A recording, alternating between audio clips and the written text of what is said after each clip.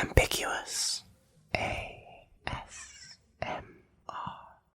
Fascinating. So my theory was correct. The combination of scrying crystals and summoning magic seems to produce a positive result. Subject is being held in containment until I can be sure that contact with them is safe. When this is over, that funding will be mine. Perhaps I will buy a new focus to celebrate. Who am I? Well, that's interesting. You can understand me, and even speak the same language. That certainly makes things easier. I won't have to waste time teaching you. I'll explain who I am and why you're here in due time, but for now, you don't need to know that yet. Names? Oh no, you don't need to know my name, and I don't want to know yours.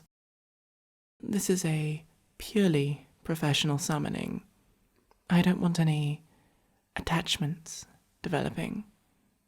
For all intents and purposes, I am a researcher and you are my subject. Our relationship begins and ends there. Now hold still. I need to take some notes.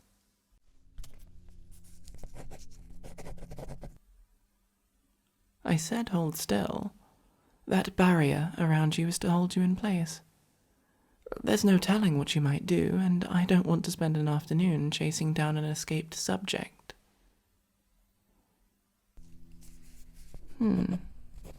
Interesting. Your facial structure seems fairly similar to ours. Regular circle-shaped pupils. Interesting color. I'll have to investigate that later. Nose placement seems standard. Rounded ears.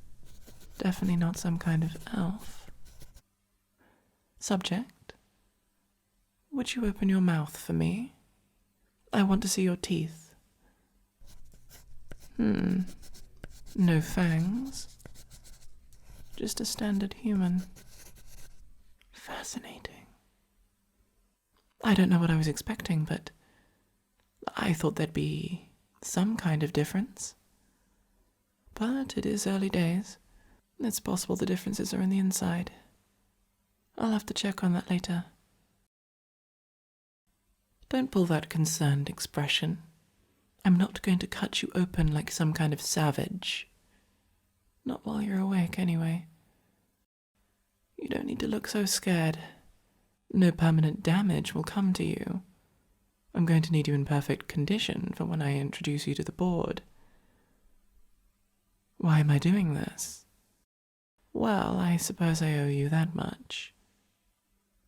Our king, may glory be upon him, has decided that in the face of the catastrophic attacks from the Demon Lord that no, the specifically trained knights and scholars couldn't possibly be the solution. They couldn't possibly do what they were trained to do and solve the problem. That would be too easy.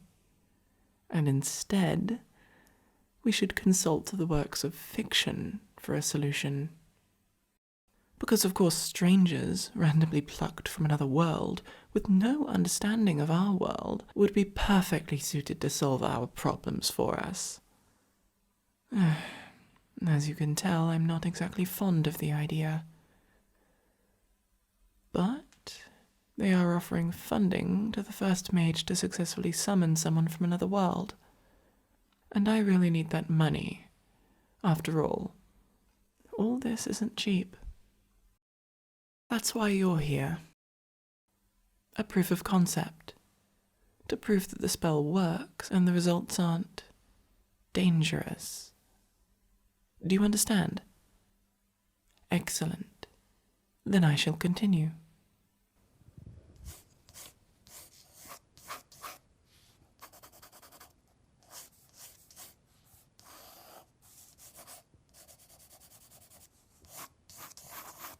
What am I doing?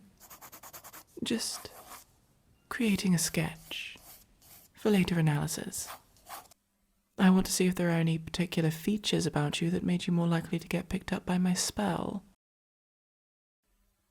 or how parts of it may affect what kind of summonee you get. Summoning someone from another location is well understood, common knowledge even, but from another world is something new. We don't have any idea how this works yet.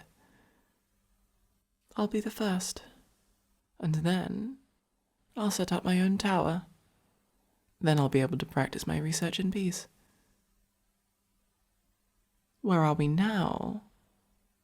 We're in my potions shop. I have to earn money somehow. Do you think all of this is free? No. This is top-of-the-line equipment, and that does not come cheap. All the more reason for me to complete my research, and for you to be quiet and let me concentrate. Subject appears to have the appearance of a normal human. Average height, all expected extremities. Not very muscular. Subject, do you have any combat training or experience? Negative. Interesting. It would certainly be a pain to have to train each summoned hero from scratch. Then again, starting with a fresh slate. All the more reason to test things with you, I suppose. I believe that's all I can do with you stuck in there. Allow me to expand the boundaries of your containment. There we are. You can now go wherever you like within this building. I'll expand it to include the garden when we start training, but for now, this will do. And remember that I can, and will, make it smaller again if I have to. But for now, let me get a good look at you. These clothes are strange. What is this blue material? Denim. Interesting. I'll have to analyze it further. Hold out your arms and stay still. I'm just getting your measurements. I may need to dress you up a little when I introduce you to the board, and I need to make sure that your clothes are the right size. I've also made notes on your hair and eye color. You have to look heroic. Besides, I have standards. If I'm going to dress you up, I may as well do it right. So far, you seem normal. Except one thing. I assumed it was just the barrier, but no. You don't have a trace of magic on you. No. You don't understand. You don't have to be a magic user to have little traces of magic on you. People come into contact with it all the time. Magically imbued scents, healing potions, minor illusions. It's normal to have faint traces of magic on even the uninitiated, but to have no trace of magic at all, that's strange. You'd have had to have been in a magic-free space for an extended period of time. Years, even. How is that possible? Magic isn't real in your world. Fascinating. That just raises more questions. Why is that? Is there no font of magic in your world? Is your kind just not sensitive to magic? You're clearly able to be affected by it, as you so graciously demonstrated. I suppose I'll have to attempt to teach you some simple spells to find out. No, that does not make you my apprentice. Like I said, you're my test subject. Don't go getting any ideas until we're done here. What then? Well, I haven't really thought about that. Bringing you here was hard enough, let alone sending you back. But now's not the time. I have enough to worry about as it is. But it's getting late. I'll show you to your quarters. Come with me. Yes, your quarters. I'm not just going to have you staying in my basement. You need proper sleep for tomorrow's tests. Besides, I have important equipment down there I don't want you fiddling with. Come with me. I'll show you where it is you'll be sleeping. When you're done settling in, I'll have dinner waiting.